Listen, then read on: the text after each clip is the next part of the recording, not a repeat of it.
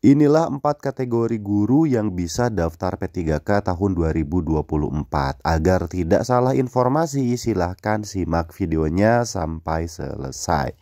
Yang pertama yaitu pelamar prioritas. Nah, perlu difahami yang termasuk ke dalam pelamar prioritas adalah guru ya yang memenuhi nilai ambang batas pada seleksi P3K jabatan fungsional guru di instansi daerah tahun 2021. Artinya, kategori pertama ini adalah guru-guru yang sudah mengikuti tes P3K pada tahun 2021 dan dinyatakan belum lulus. Nah, ya. Jadi belum lulus nih ketika mengikuti tes P3K tahun 2021. Nah, guru kategori ini hanya mengikuti seleksi administrasi saja. Ya, jadi tidak mengerjakan soal teknis dan lain sebagainya. Sekali lagi untuk prioritas ya, yang pertama mereka ini hanya mengikuti seleksi administrasi saja, berarti tidak mengikuti seleksi akademik seperti itu. Kita lanjut ke kategori yang kedua. Nah, untuk kategori yang kedua itu adalah guru ex THK 2 ataupun ex tenaga honorer kategori 2. Nah, mereka itu siapa? Mereka adalah pegawai yang terdaftar dalam pangkalan database BKN ya sebagai ex THK 2 tenaga honorer kategori 2 karena memang masih ada. Tapi tentunya syaratnya yaitu aktif mengajar pada instansi pemerintah. Jadi sekali lagi yang kedua adalah untuk guru ex-THK 2 yang terdata di BKN itu wajib dan juga harus aktif mengajar pada instansi pemerintah, artinya pada sekolah negeri seperti itu. Oke, kita lanjut ke yang ketiga. Nah, yang ketiga ini adalah bisa diikuti ya oleh guru non ASN.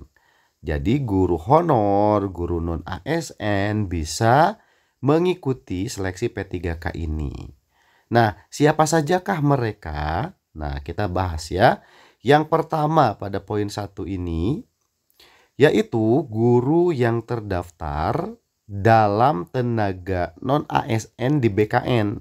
Ya, jadi harus terdaftar sebagai non ASN ya pada database BKN dan wajib aktif mengajar pada instansi pemerintah yaitu pada sekolah negeri. Nah, itu adalah guru non ASN yang bisa melamar atau guru honorer yang bisa melamar.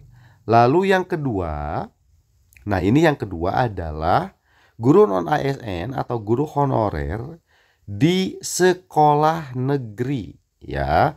Jadi kalau yang tadi wajib terdaftar ya, kalau yang kedua ini guru honorer di sekolah negeri yang terdaftar di Dapodik. Kalau tadi yang pertama terdaftar di BKN ya sebagai guru non ASN, kalau yang kedua ini adalah sebagai guru yang terdaftar di Dapodik dan aktif mengajar paling sedikit 4 semester ya atau 2 tahun secara berturut-turut seperti itu. Jadi harus mendaftar ketika ya ataupun harus terdaftar mengajar. Nah, ini ya. Ketika mendaftar P3K ini maksudnya ya. Jadi ketika mendaftar P3K tahun ini harus terdaftar di Dapodik sebagai guru yang aktif mengajar. Seperti itu. Oke, lalu yang keempat adalah kategori yang bisa mengikuti P3K itu lulusan PPG. Nah, ini banyak yang nggak tahu. Jadi yang bisa mengikuti P3K lulusan PPG di sini adalah teman-teman yang terdaftar pada pangkalan data ya ataupun kelulusan PPG di Kemdikbudristek. Dan ini yang bisa ikut di kategori 4 adalah lulusan PPG prajabatan.